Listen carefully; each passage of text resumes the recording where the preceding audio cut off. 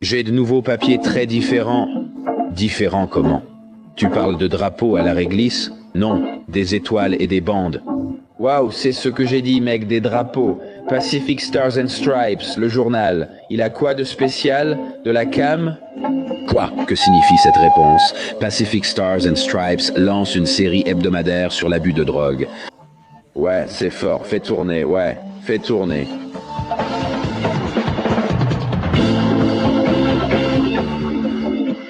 Mais notre tâche principale était de parcourir les voies navigables. Nous faisions aussi partie d'un groupe de vedettes rapides. On avait des vedettes rapides qui s'amarraient à côté de nous avec des patrouilleurs et c'était drôle. Notre navire, surnommé Maman, était suivi par les vedettes rapides comme des canetons. Donc on devait en fait travailler en permanence pendant qu'on était sur les rivières et on essayait de travailler en équipe. On avait certaines tâches, certaines choses qu'on devait faire.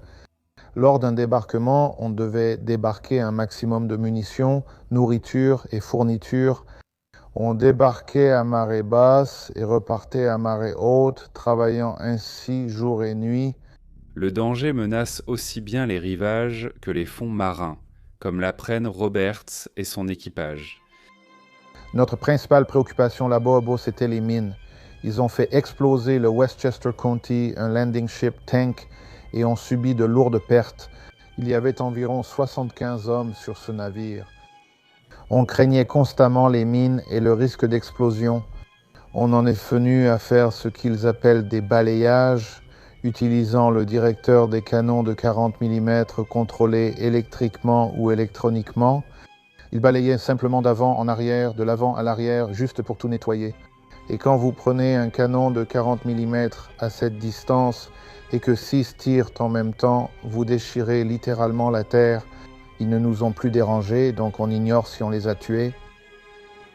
Parmi les autres choses qui nous préoccupaient, il y a eu une fois où, en revenant à Janang, on appelait ça un bateau Mike, ou Mike Boat, comme un landing craft véhicule personnel avec une grande porte à l'avant.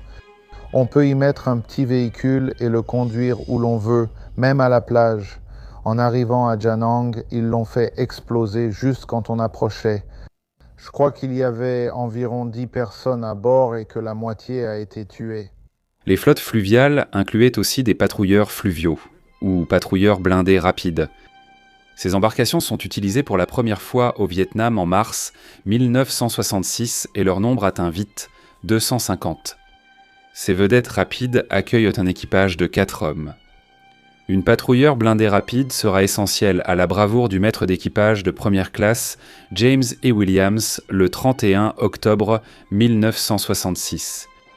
La patrouilleur blindée rapide 105 de Williams, accompagnée d'une autre patrouilleur blindée rapide, recherche des guérilleros Viet Cong dans le delta du Mekong. Les marins de la Navy sont soudainement attaqués par des Viet Cong à bord de 2 sampans. Ils éliminent un bateau et poursuivent les survivants. C'est un piège.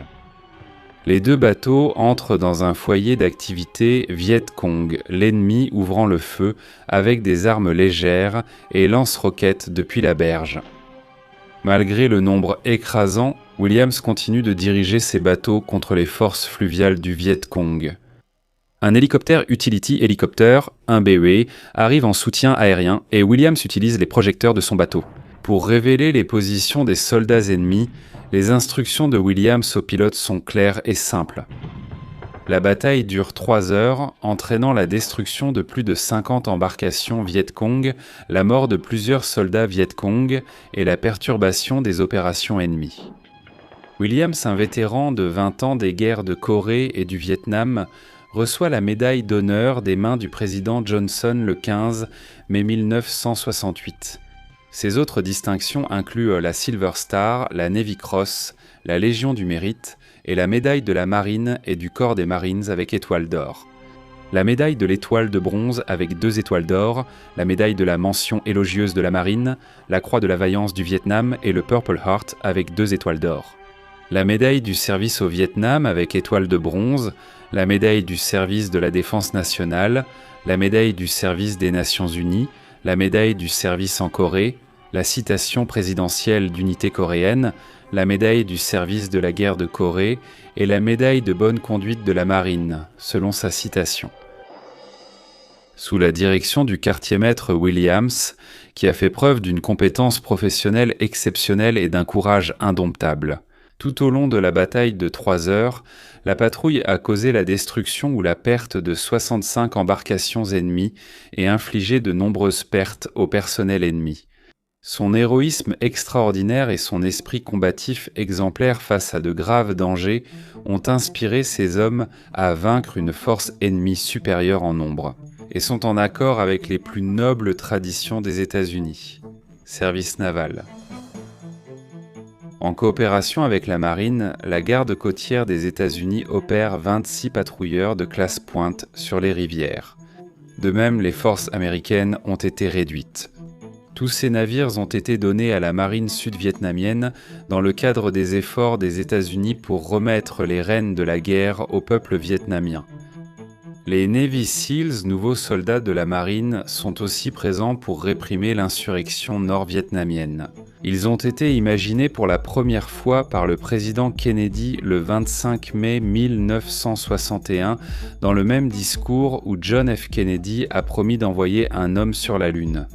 Il a également exposé une proposition visant à créer ce qui deviendrait plus tard le programme des Navy SEALs des États-Unis. De plus, nos forces spéciales et nos unités de guerre non conventionnelles seront renforcées et réorientées dans l'ensemble des services. Un nouvel accent doit être mis sur les compétences spéciales et les langues nécessaires pour travailler avec les populations locales. Les fonds alloués, plus de 100 millions de dollars, sont consacrés au développement de l'équipe mer, air et terre de la marine, ou Navy SEALs, en 1962. La force remonte à la fin de la Seconde Guerre mondiale, lorsque l'école des éclaireurs et des raiders de la marine américaine a été fondée. Les équipes sont utilisées dans des opérations secrètes anticommunistes à Cuba, et en 1962, les Navy SEALs opèrent secrètement au Vietnam. Les Viet Cong les appellent avec crainte les hommes au visage vert, en référence à leur peinture de camouflage sur le visage. Les SEALs sont une force avec laquelle il faut compter, extrêmement efficace dans les opérations de guérilla et d'anti-guérilla.